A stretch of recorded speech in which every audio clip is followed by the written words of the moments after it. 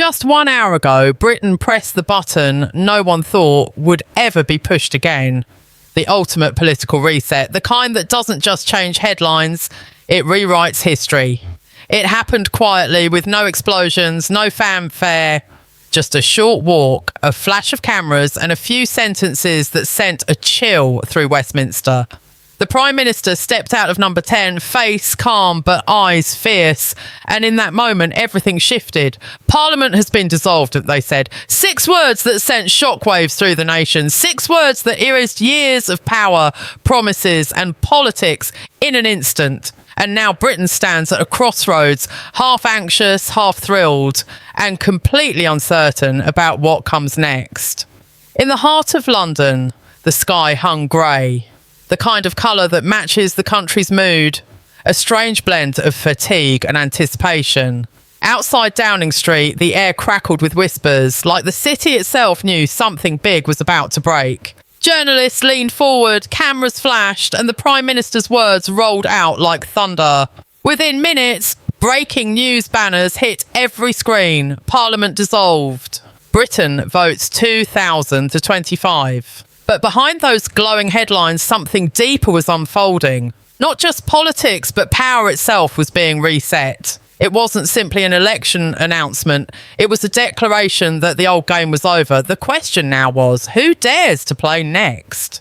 Inside Westminster, once the beating heart of British authority, silence reigned. The corridors that echoed with arguments and ambition were suddenly still. Desks cleared, papers packed, offices locked. As if a ghost town had appeared overnight. Every member of Parliament, from the most powerful minister to the backbench nobody remembered, was stripped of title and authority in one sweep. Their speeches, their debates, their power, gone. It's a brutal ritual of democracy. One moment you're running the country, the next you're unemployed. The rules are clear. When Parliament dissolves, the people take back control. But do they really, or is this just another act in the never-ending theatre of British politics? Beyond the marble halls and political chaos, the streets were buzzing with a different kind of energy. Confusion mixed with excitement. In pubs and taxis, on trains and in offices, one question echoed. So what happens now? The truth is, no one really knows. The government becomes a caretaker, a polite word for powerless, and the nation enters its most fragile state, a pause between governments where anything can happen. Ministers can't make major decisions, laws freeze mid-debate, and projects that were once headlines vanish overnight. It's a system built on order, but dripping with irony. The country is leaderless by design. Democracy's great reset button, pressed once again.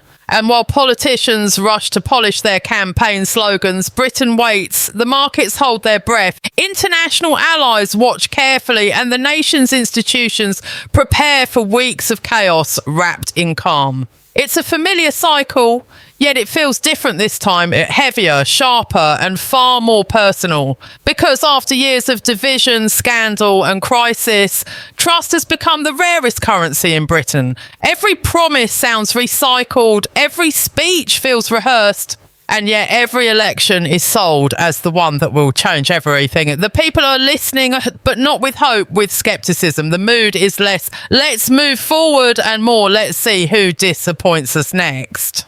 The countdown has officially begun. Campaign buses are being painted, debates are being booked, and across Britain, political war rooms are already glowing through the night. Behind closed doors, strategists whisper about polling data, media advisors craft the perfect sound bites, and speechwriters try to create lines that might survive a single news cycle.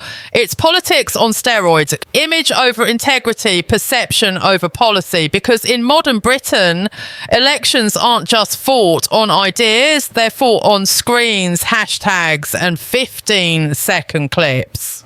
But here's the irony. For all the drama, all the headlines, all the expensive campaigns, the power still rests in the quietest moments. A pen scratching a ballot, a hand dropping paper into a box, a single vote deciding the fate of millions.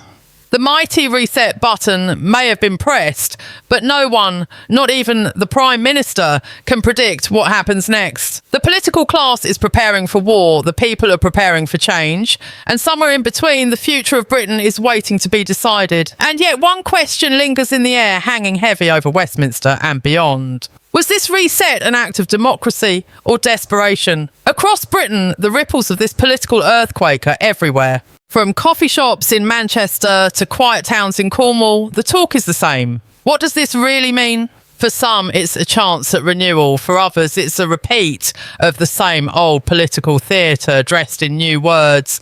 But beneath the casual conversations and the media frenzy lies something raw, a collective unease, a feeling that this election isn't just another cycle, but a reckoning.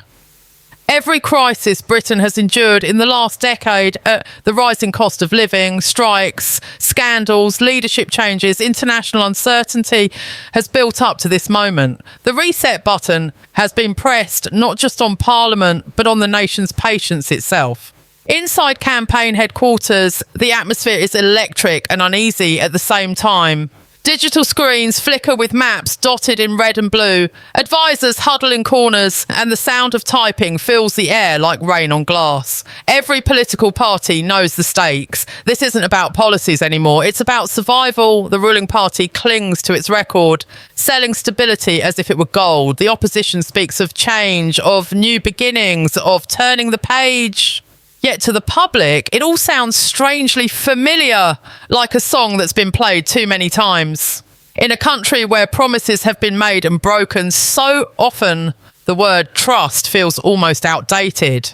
Still, campaigns will roar forward, each one trying to convince a weary nation that they hold the key to its future. The media machine is already in overdrive. News anchors rehearse their dramatic openings, journalists chase rumours, and commentators dissect every line, every facial expression, every gesture. Even the pause between words becomes headline material. One wrong sentence can sink a campaign. One clever phrase can ignite a movement. Social media turns into a battlefield. Hashtags rise and fall within hours. Memes become weapons and viral clips decide who wins the day. The irony is cruel but real. Elections now unfold not in Parliament or public squares, but on screens where attention lasts seconds and outrage lasts forever. But behind all the noise, something deeper brews. Fatigue. Ordinary citizens, once passionate about change, now scroll past political news with numb eyes. They've seen it all before. The promises, the betrayals, the slogans that vanish the moment the votes are counted. Yet despite their exhaustion, they'll still show up.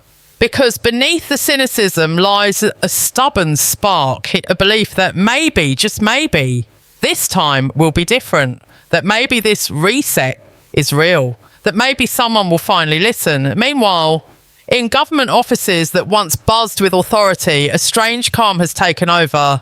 Civil servants walk the corridors quietly, their roles suspended, their duties limited to essentials. The grand machinery of state is still moving, but only barely, like a giant clock ticking on momentum alone. Ministers no longer sign major decisions, policies sit frozen on desks. Official papers wait in silence for a signature that will never come. It's as if Britain itself has paused to take a breath, but beneath that pause lies uncertainty, and power hates a vacuum.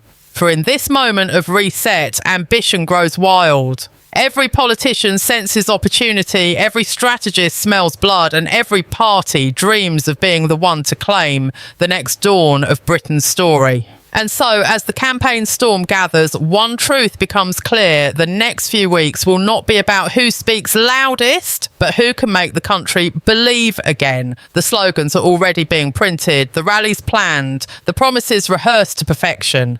Yet there's something fragile in the air, a fear that this time the people might not play along, that this reset might expose not renewal but rot. Because when a nation grows tired of choosing between the same faces, it doesn't just demand change, but it demands reckoning. And as night falls again over Westminster and the cameras outside Downing Street finally dim, one question still hums beneath the silence. Is this the beginning of a new Britain, or the beginning of its breaking point? The morning after the dissolution, Britain woke up different.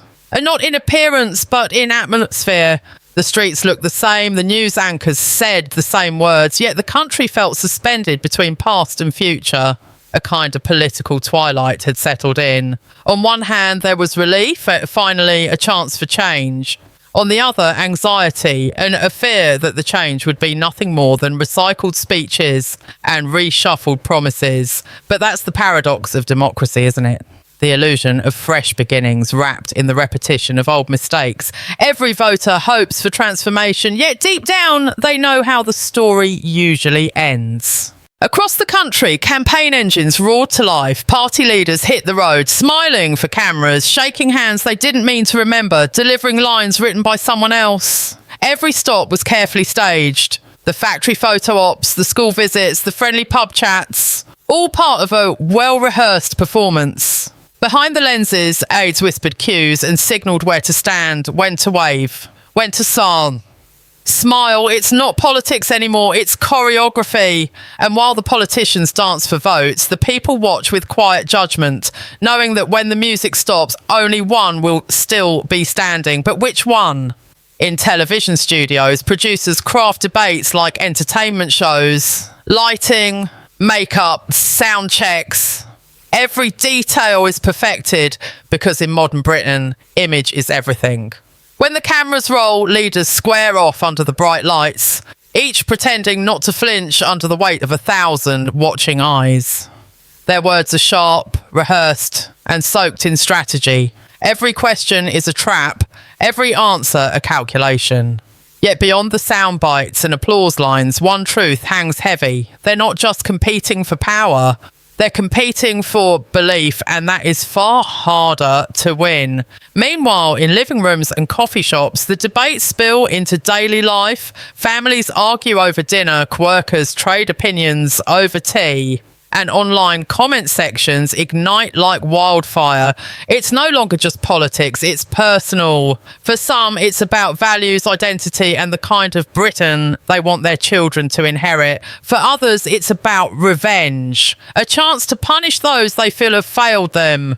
The divide runs deep, slicing through friendships, workplaces, even families. Once upon a time, politics was about policy. Now it's about emotion. And emotion, once unleashed, doesn't play fair. As days pass, the campaigns grow darker. Attack ads flood the airwaves, scandals resurface, and whispers of betrayal slip through party lines. Leaked documents, secret recordings, anonymous sources, all part of the ruthless game that plays out every election season. And while the leaders speak of unity and hope, their teams wage silent wars behind the scenes, crafting narratives meant to destroy rather than inspire. The public watches, half disgusted, half entertained. Because even when people claim to hate politics, they can't look away. It's Britain's longest running drama and the ratings are always high. But amid all the chaos, there's an undercurrent of fear. The world is watching, markets twitch, allies listen closely, and adversaries wait for signs of weakness. Britain's choices no longer belong solely to Britain. They ripple across borders, shaping alliances and economies. That's the real pressure beneath this reset. Not just who wins, but how the world will respond. Can the country still command respect, or has its political theatre become too predictable, too fractured, too self-absorbed to matter anymore? The weight of that question lingers in every speech and every debate. And as the campaign days blur into nights, a strange sense of anticipation builds. Every headline feels like a warning, every poll like a prophecy. Some predict an upset, others a repeat of history. But no one can deny that this feels different, rawer, riskier, more uncertain than before. The usual rules don't seem to apply anymore, and the ground beneath Westminster feels unsteady. The political establishment may think it knows how this story ends, but the people, weary and watchful, may have other plans. Because in the end, this election isn't just about who leads Britain, it's about whether the country still believes in leadership at all. And that's the question that haunts every candidate, every campaign and every citizen tonight. As the countdown to voting day continues, one thing grows impossible to ignore. When Britain hit the reset button, did it restart democracy or begin its slow undoing? Election day arrives like a storm disguised as silence. Dawn breaks over a restless nation, and across Britain, lights flicker on in kitchens, living rooms, and polling stations. Streets that were loud with campaign slogans now hum with something quieter, heavier: anticipation. It's the day when noise gives way to whispers, when speeches end and decisions begin. Voters line up in the chill morning air, some with coffee in hand, others with years of frustration on their faces. There are no rallies now, no cameras, no grand gestures, just millions of small private choices made in silence. Each voter marks a paper, folds it and drops it into the box. That soft thud is the sound of democracy breathing. The sound of power changing hands without a single shout or gunshot. And yet, beneath the calm, everyone feels the tension, because this time the outcome could reshape everything. Across the nation, newsrooms buzz like command centres. Screens flicker with live feeds. Reporters exchange hurried updates. And experts predict outcomes with voices that sound more like guesses than certainties. The airwaves are thick with analysis, turnout percentages, swing seats, early projections. The language of democracy translated into numbers. But behind those numbers are stories, choices, emotions, fears. A pensioner voting for stability, a student voting for hope, a parent voting for their children's future. For all the noise that politics creates, in the end, it always comes down to this: individuals alone deciding what they still believe in. By afternoon, the frenzy of the last few weeks begins to fade. Campaign buses are parked, posters flutter in the wind, and the politicians retreat behind closed doors surrounded by advisors waiting. Some pace the floor, staring at screens, pretending not to care. Others sit still, silent, caught between confidence and dread. Outside, life continues. As school children walk home, shopkeepers close up early, families prepare for a long night in front of the television. The city feels calm, but it's the kind of calm that comes before impact. Then comes the moment everyone has been waiting for. The polls close and Britain exhales. Counting begins under bright lights in sports halls, community centres and school gyms. Volunteers in reflective vests open boxes and unfold paper after paper, their hands steady, their faces serious. Every mark counts. Every slip of paper carries a voice, a belief, a demand. It's a ritual that feels almost sacred. Simple yet profound. Outside, cameras wait for results. Inside, history is being tallied by hand. One constituency declares, then another.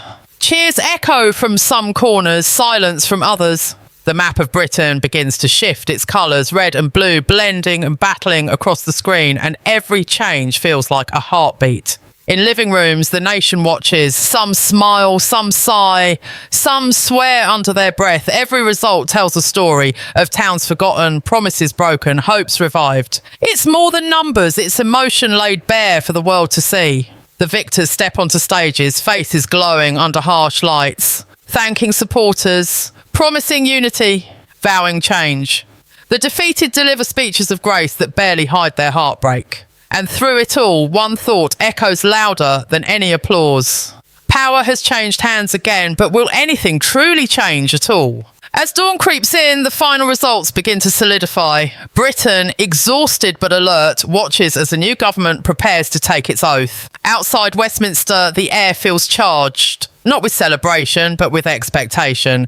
The reset button has been pressed, but now comes the hard part. Rebuilding trust, proving worth. Delivering promises that have been repeated for decades. The green benches of Parliament will soon be filled again, the bell will ring, debates will return, and the cycle of power will restart. Yet something feels different this time, as if the nation has seen too much, learned too much to believe blindly again. When the Prime Minister steps forward once more, this time either triumphant or defeated, the cameras flash, the crowd cheers, and history turns another page. But behind every victory speech, behind every headline of Britain votes, a quiet truth remains. Democracy isn't just about winning. It's about surviving the loss of faith. And Britain, for all its resilience, stands at that fragile edge once again. So as the sun rises over a nation both hopeful and uncertain, one question lingers in the air like smoke after a fire. When Britain hit the reset button, did it fix the system? Or simply restart the same old game under a different name?